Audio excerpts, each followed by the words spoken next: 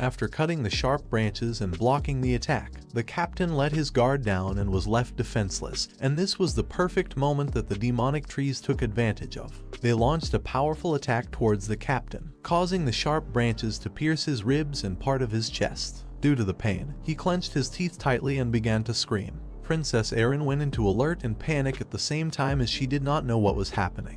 In a matter of seconds, her eyes filled with tears. With a sad look, she recognized the captain as Morris, the captain of the guards. The trees withdrew their sharp branches from inside Morris's body, causing him to fall to his knees on the ground. But just before his body could hit the ground, Erin approached and grabbed his body by the shoulders, preventing him from falling to the ground. Now he was very injured and bleeding from the mouth. Erin fell to her knees on the ground and with a scream asked him to wake up.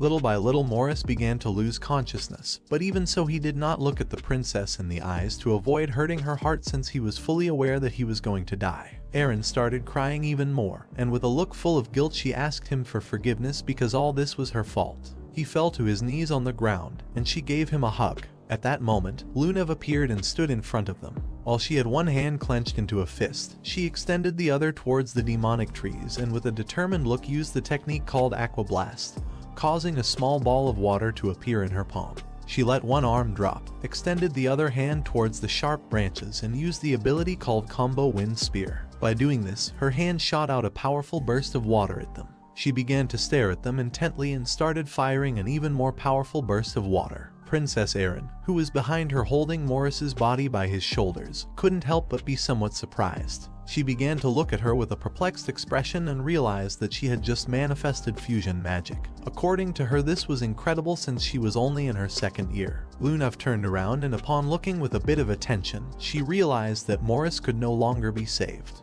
With a calm look, she explained to Erin that there was no hope for Morris anymore. She advised her to take this opportunity to flee to a safe place. In a matter of seconds due to the wounds, Morris lost his life. Erin started looking at him and remained silent. The sharp branches began to move again. They were surrounded by a powerful green energy and were dripping some liquid. She still couldn't believe that he was dead, so she decided to come back for him soon. The sharp branches rose into the air, and the trees prepared to attack again. The guards who carried swords stood in front of Princess Erin and decided to take care of matters from now on. The blonde-haired guard clenched his teeth tightly and with a furious look explained to the others that they were not going to let Captain Morris's sacrifice be in vain. The guard next to him opened his mouth and with a shout decided to stop them using any means necessary. Now that the guards were here, Lunev approached Erin and with a sincere look explained to her that it was time to leave. She stood up, clenched her fist tightly, started looking at the ground, and decided to listen to her. She began to look at Morris and with a sad look decided not to forget his sacrifice. Someone used the technique called Grim Armor, and a powerful golden layer appeared around the guards' bodies. The blonde-haired guard who was holding the sword with both hands was somewhat surprised as he did not know what was happening. The person who had used this technique was none other than Erin. She extended her hand towards the guards and created a shield around their bodies. The guard turned back and upon seeing this could not help but remain in shock. With a serious look, she explained to him that she had created a temporary protective barrier with her magic since the mandrake root was a fatal poison. Lunev, who was standing next to her, began to look at the guard and remain silent, and Erin revealed to everyone that just one touch of the root could be fatal, but her protective barrier would protect them from that deadly poison. While she had her hand extended towards the guards and her palm was emitting powerful golden energy, she started staring intently at the trees and gave the order to the guards not to die no matter what, as this was an order from their princess. Upon hearing this, the guards began to smile and with a cheerful look responded with an understood, "Your Highness." The roots began to advance towards them, and seeing this, they decided not to stand idly by. They grabbed their swords tightly, started running towards the roots and decided to do this for the princess. The blonde-haired guard grabbed the sword with both hands, clenched his teeth and swung the sword forcefully, cutting the roots into pieces. They were not determined to surrender, so they all began to advance towards the trees and started cutting the roots without much effort. The mandragora trees opened their mouths, which had sharp teeth, and began to scream in agony. They became enraged, and just before the guards could get closer, they attacked them using the roots, and one of the roots hit squarely against the body of the blonde-haired guard. Due to the fact that the trees were stronger and much more powerful than the guards, soon the guards began to lose, although there were some who climbed on top of the roots and continued attacking. Seeing this, Alice realized that this was not going well. She started shouting and asked the guards to retreat. Then she used a technique called freeze, and using her power created an ice barrier which began advancing towards the roots and destroyed part of the branches into pieces, saving the guards. She made her way to Princess Erin, started running towards her and advised her to escape while she had the chance. Hearing her voice, Erin began to look to one side, and seeing that she was approaching, she couldn't help but feel somewhat confused and asked her what she was going to do.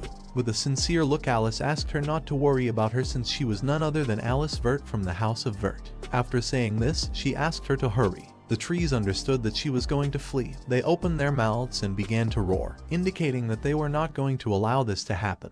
At that moment, a woman wearing red heels started climbing up the roots. This woman was none other than Sarika. She jumped, drew her dagger, and launched some powerful cuts towards the trees with which she sliced the roots into pieces without much effort. She gripped the dagger tightly and began staring intently at the trees. She was an alchemy instructor at the academy, and fighting with a dagger risked exposing Mist's identity. The masked men had already massacred many guards and many innocents, and the demonic trees had also finished off the guards who were protecting the civilians. Sarika no longer cared about exposing Mist's identity since now was not the time to worry about that.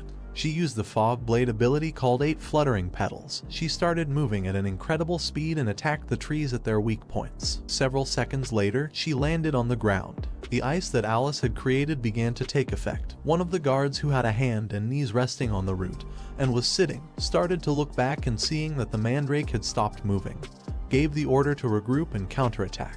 But at that moment, a masked man jumped, appeared behind him, and with a penetrating gaze prepared to attack. Feeling his presence, the guard was in shock and with a terrified look thought this wasn't good. Just before the man could attack, someone counterattacked and cut his head in half. The person who had attacked was Sarika. The lifeless body of the man fell on top of the root, and several seconds later, Sarika, who was holding the 2 daggers, also landed on top of the root. She started to look at the guard and asked him to stay alert as there were still demonic beasts here. The guard, who was terrified, became nervous, started sweating, and responded to her with an understood. With a serious look, Sarika began to look back, and while a drop of sweat was falling from her cheek, she thought that while they kept the demonic beasts at bay, they needed Alice to take the princess out of here safely. But there was something strange. She didn't know why she couldn't get rid of this ominous feeling. At the same time, Alice, Lunav, and Princess Erin started running down the hallway towards the palace exit. Alice was at the front and was holding her sword with one hand. Erin began to look at her with a surprised look and started wondering if she was Cyan Vert's older sister. With a worried look, she began to wonder if Cyan was alright. While they were running, something emerged from the ground, shattering it into pieces. This was a demonic beast in the form of a golem. It started to stare at them and began to roar. They stopped running, and Alice was somewhat surprised to see that the demonic beasts had reached here. While with one hand she was holding the sword, she started staring at it, clenched her teeth tightly, and with an angry look thought that it was as if they knew where they were. She didn't know if now she would be able to win. This demonic beast was called Night Tracker, and it was a tall demonic beast. It was gigantic compared to her. While the smoke curtain was disappearing, it began to turn around. Erin decided to help Alice. She kneeled on the ground, put her hand on top of it, started looking at the demonic beast, and used the technique called chain, making a golden magic circle appear on the ground. Lunav also decided to help. She extended her hands towards the beast and used the ability called Flame Spear, making 2 magic circles appear in her hands. A giant golden chain emerged from the ground and wrapped around the beast's leg, leaving it immobile. Then spears made of fire also emerged from the ground and began to attack the beast. It turned back and upon receiving damage became enraged. Seeing this, Alice couldn't help but be surprised and somewhat confused at the same time. With a perplexed look, she began to wonder what was happening. She turned back and saw how they too were the ones who had attacked the demonic beast. While Lunav had both hands extended towards it, with a serious look, she told her that they were going to lend her a hand. Erin, who had one hand on the ground and was summoning the golden chains, caught her attention and asked her to attack now that there was an opening. Although at first she was somewhat confused, she couldn't help but start smiling afterward because she couldn't lose heart when her academy companions were here. She had to stay strong. The demonic beast raised its hand towards the sky, began to roar, and prepared to attack. It swung its hand to one side and launched a powerful attack towards them, which destroyed part of the area into pieces. But just before the attack could have hit them, Lunav extended her hands towards the beast, used the technique called projection, and created a barrier in front of them, which protected them from the attack. Alice decided to take advantage of this moment. She appeared on the roof, crouched down, grabbed the sword with both hands, and prepared to attack. The beast who was below went on alert upon realizing what was about to happen. At that moment, her sword's blade transformed into a powerful burst of blue fire, and she told it that she was a member of House Vert, Guardians of the Empire. She began to stare intently at the beast, and with a look full of rage, she told it that it would regret having gotten in her way. She used the skill called Aqua Blade and launched a powerful attack towards the beast's neck.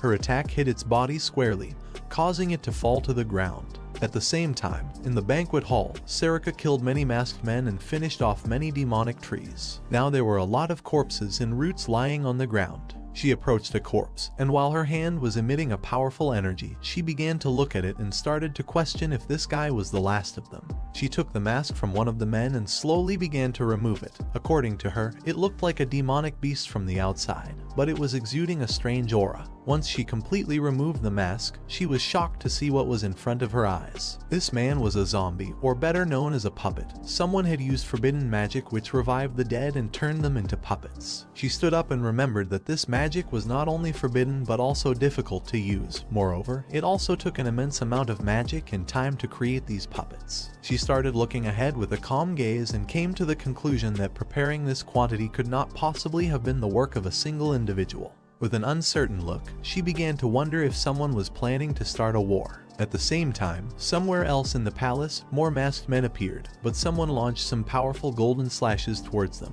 which cut their bodies in half. Their corpses fell to the ground, and a man wearing a red cape and holding a sword began to wonder if they were already finished. He couldn't believe that this had happened on the day of the banquet. He nailed the sword into the ground and also rested a knee on it. This person was Aaron's father. Several guards, Severus and Ashel, appeared in the room.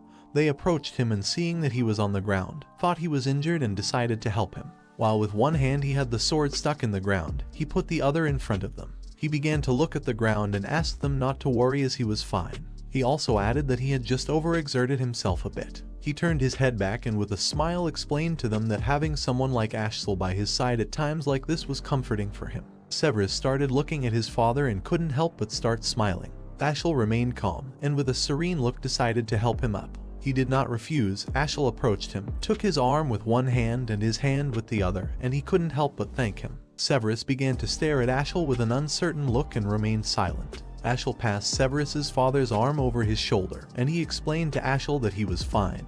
He asked him to attend to the others first. With a calm look, Ashel asked him not to worry since the knights inside the castle were going to take care of it. He began to stare at him and asked him not to worry about it since they were going to be right next to him to protect him. At the same time, the demonic beast that Alice had attacked fell to the ground and lost its life. Alice, who was holding the sword with both hands, started looking around with a confused look and while sweating began to wonder where they were coming from. Behind her were Lunav and Aaron, who were sweating as they were very tired. They were surrounded by masked men who were holding swords, their bodies emitting a malevolent energy. Alice was tired because she didn't know why they kept coming. This is the end of the video. If you guys want to see the next part, then don't forget to subscribe and like the video.